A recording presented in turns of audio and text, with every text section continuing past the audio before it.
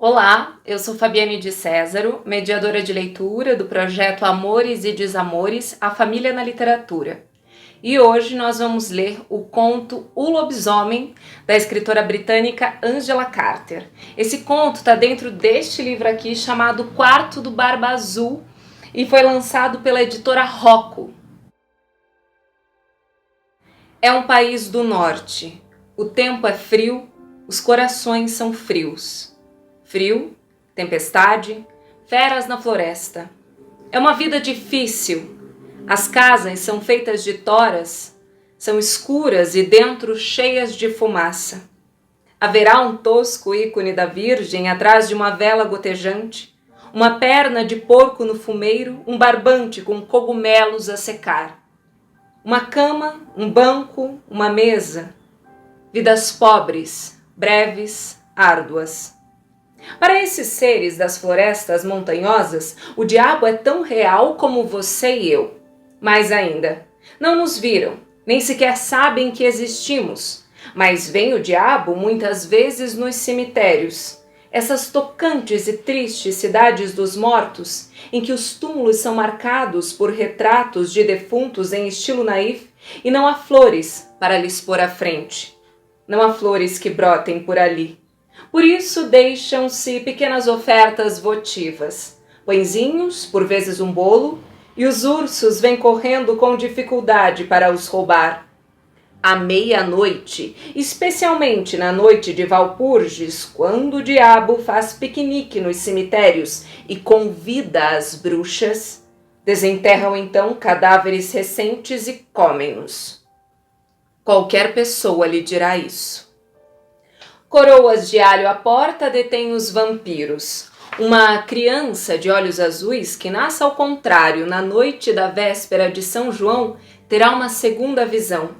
Quando descobrem uma bruxa, alguma velha cujos queijos curam quando os das vizinhas não curam, ou uma velha que tem um gato preto, coisa sinistra, que a segue por todo lado, despem a velha, procuram as marcas, um mamilo supernumerário onde mama o amigo íntimo. Encontram-no logo e então apedrejam-na até a morte. Inverno e tempo frio. Vá visitar sua vovozinha que tem estado doente. Leve-lhe bolos de aveia que fiz no fogão de pedra e uma malguinha com manteiga. Vai a boa criança como a mãe a mandou. Um estirão de 8 quilômetros pela floresta. Não saia do caminho por causa dos ursos, do javali, dos lobos esfaimados. Olhe, leve o facão do seu pai, você sabe usá-lo.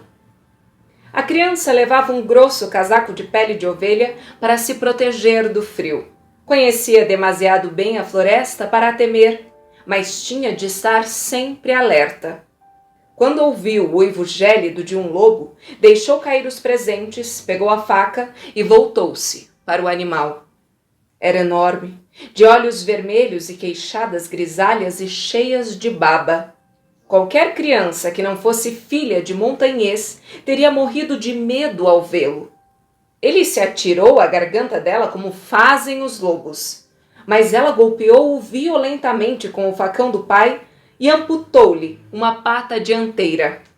O lobo deu um grito, quase um soluço ao ver o que lhe tinha acontecido. Os lobos não são tão corajosos como parecem. Desconsoladamente, afastou-se por entre as árvores o melhor que pôde, nas 3 patas, deixando atrás de si um rastro de sangue. A criança limpou a lâmina da faca no avental, embrulhou a pata do lobo no pano em que a mãe tinha embrulhado os bolos de aveia e continuou seu caminho para a casa da avó. Daí a pouco, começou a nevar tão intensamente que o caminho e quaisquer pegadas, trilhas ou rastros de animal desapareceram. Encontrou a avó muito doente. Ela tinha ido para a cama e estava mergulhada num sono agitado, gemendo e tremendo tanto que a criança supôs estivesse febril. Pôs-lhe a mão na testa, queimava. Tirou o pano do cesto para fazer uma compressa fria para a velha e a pata do lobo caiu ao chão.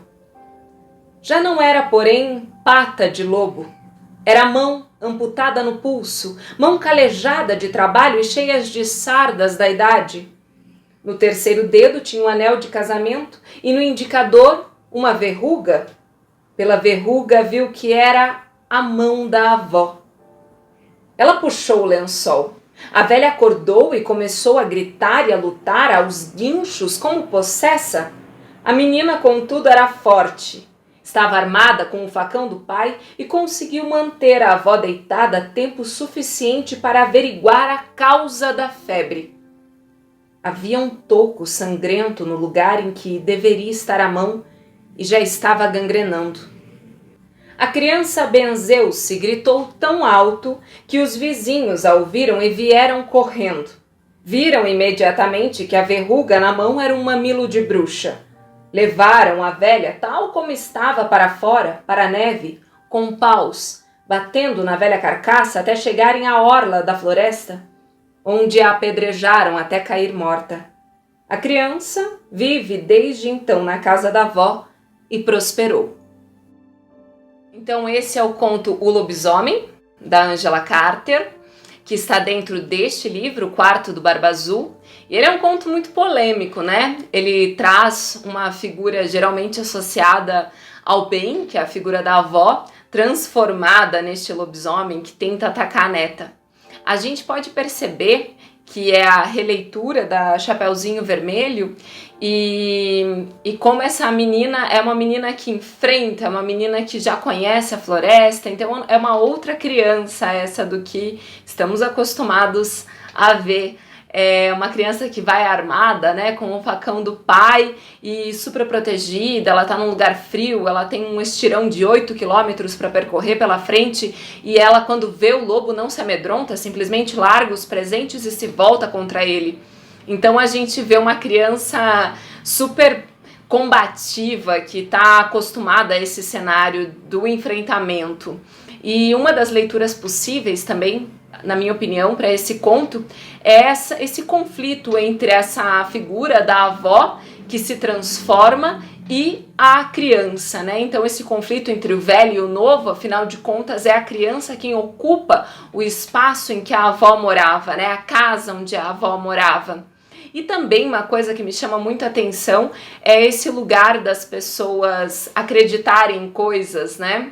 Essas crenças.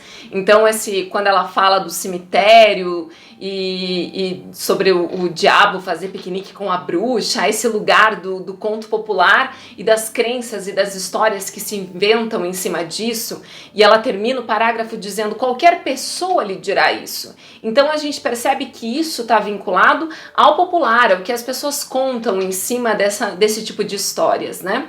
Então esse é um conto com diversas leituras, eu já tive a oportunidade de ler com alguns grupos e foi muito proveitoso poder ouvir a opinião diferente das pessoas em cima dessa mesma história. Recomendo a leitura dos outros contos desse livro, Quarto do Barba Azul, espero que tenham gostado, muito obrigada e boas leituras!